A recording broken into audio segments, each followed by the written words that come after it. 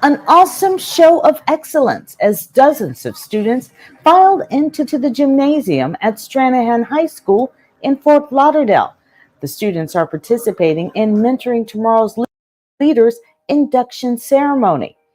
The peer to peer mentoring program focuses on academic achievement, mentoring, family involvement, community support, and incentives, something these students made a commitment to achieving. Attitude and behaviors that will ensure my success.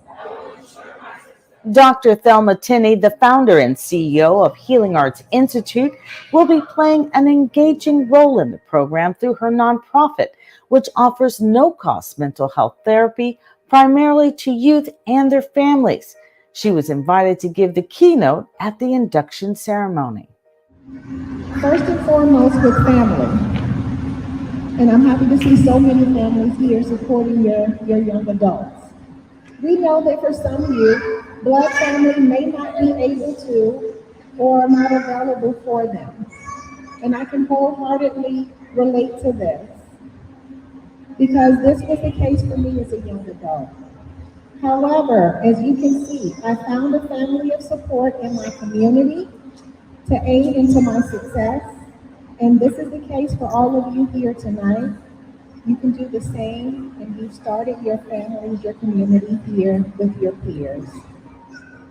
The road will not always be easy, but I promise you, if you learn to push through, learn to forgive yourself for the mistakes and failures you experience along the way, you will be happy and you will be successful.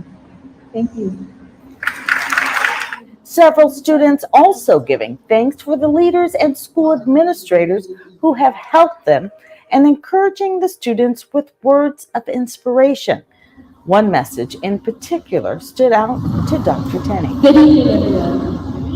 High school is a monument in any child's life, the last few steps before your slide into greatness. One of the most important components to a successful high school career is health, mental health. Mental health is a person's emotional, psychological, and social well-being. It affects many aspects like how we think, feel, and act, as well as handle stress, relate to people, and make decisions. High school is a time where we make friends, some temporary and some lifelong. We learn things we've never known, see some things we might not have ever wanted to see. Most importantly, we're introduced to new stressors, like classes, exams, social situations that excite us, scare us, make us want to open the gates and walk home. But the point is that mental health is a foundation, but not just in high school, in all walks of life. Our youth, young adult years, middle ages, and even our eldest years. To participate in the upkeep of a child's mental health is to participate in the upkeep of the future. And oh, keep the future so beautiful. Good night. Dr. Tenney made sure to connect with that student after the ceremony was over and let her know she could receive volunteer hours through the nonprofit in the field of mental health, which she was very excited to hear.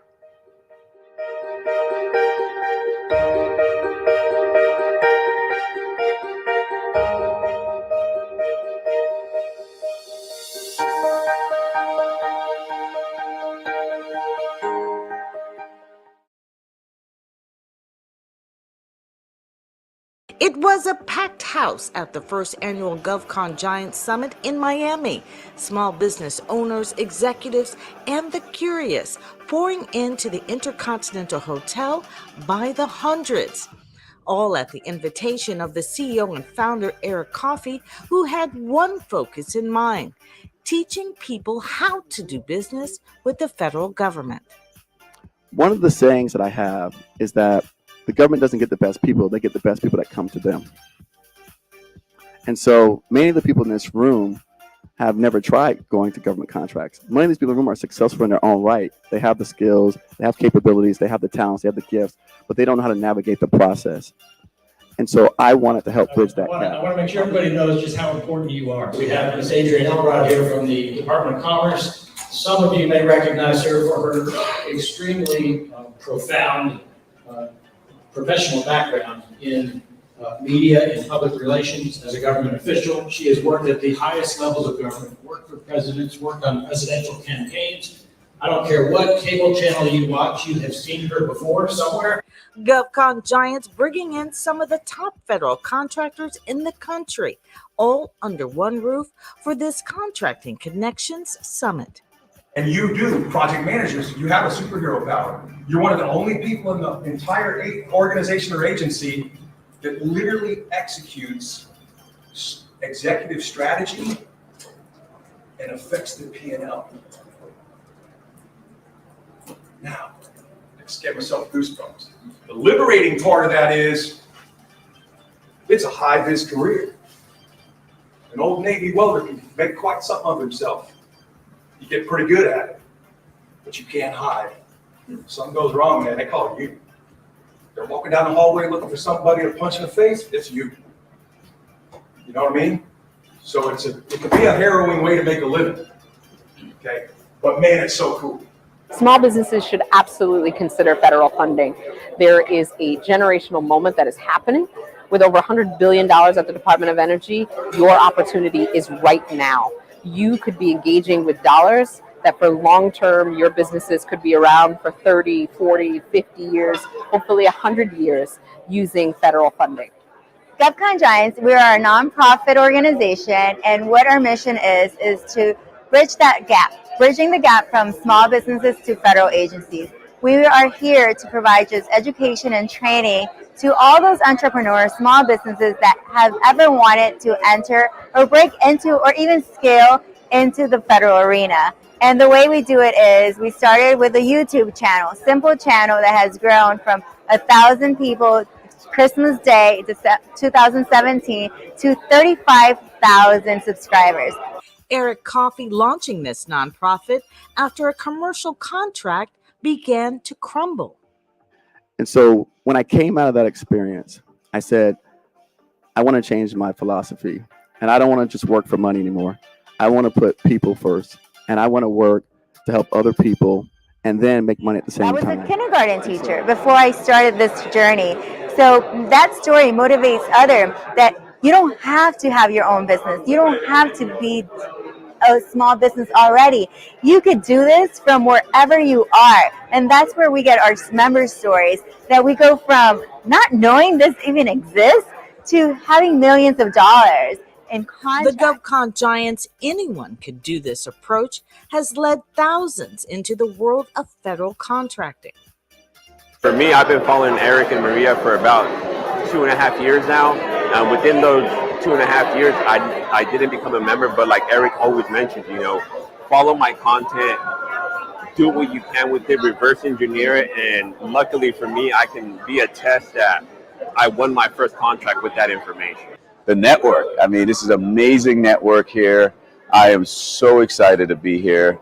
I've met some incredible individuals. So I would say that people is one of the things I would take away. Secondly, the agencies, how open and willing they are to do business, and the fact that they're able to come here to Miami and sort of work within Eric's vision. And I'm just really, really taken away today that, listen, you can do business with the government as a small business. They do want to do business with you. And this GovCon Giants community is here. I recommend it highly for anyone that has not part of the community to join the community and also come to the next summit. We've been able to train thousands of people. We've been able to interview over 200 podcast guests. And we've been able to essentially take that pain that I had, that suffering that I went through, that I endured, and I was been able to harness that into energy to give to all of you out here, and to be able to give my content relentlessly, and to know that no one's going to beat me, because my burning desire inside of me is greater than their monetary gains that they're looking for. For more information on GovCon Giants, go to govcongiants.com. That's GOVCON Giants.com. A South Florida nonprofit has been a lifeline in the Allapattah community for years for children in need of a second home. The Motivational Edge providing a place for children to get help with their schoolwork and explore their creative You abilities. may get it sketched to different proportions, slightly different on the canvas. It might even work better the way that you do it, right? So see what you have in front of you and see if you could actually make it work as opposed to going over the exact thing. The impact so great for one student, he's now come full circle, becoming the center's lyrical expression teacher, and owes it all to the staff who helped him get on the right path. Where would I be if I was not at the edge? Wow, that is a good question. I would like to say that since they saved me, because as a student was not on the right path, I did not have good grades in school, and I had my mind fixated on doing whatever I wanted to do. I wanted to be here because I was one of the students where, like many others when I was here at the time, this is a home for us. So it was the place to be at school, as they like to say, the cool spot. So if you were in school and when you got out, it's like, oh, so what are we doing today? It's like, yo, we going to the edge, we gonna make music, we gonna hang out. It was a family, it was a community here. Anytime we needed help, they were here for us and ready to help at all, anytime. I curate music. I'm over the lyrical expression department, which we make music for as production, instrumentation, songwriting, yeah, and even performances. And I just added personally of my own. I taught myself how to DJ so I could teach the students how to DJ and bringing that program back here. So now I'm over production, DJing, and lyrical expression. The Motivational Edge providing a stable atmosphere for children, many who come from foster care homes. Sometimes a lot of weird things come up because, when you deal with humans, weird things come up. I say, well, how are we going to solve this problem with love? Because, and then when you deal with kids too, the generation before us wanted to teach hard lessons. And I think it's more important to do the right thing than to prove a point.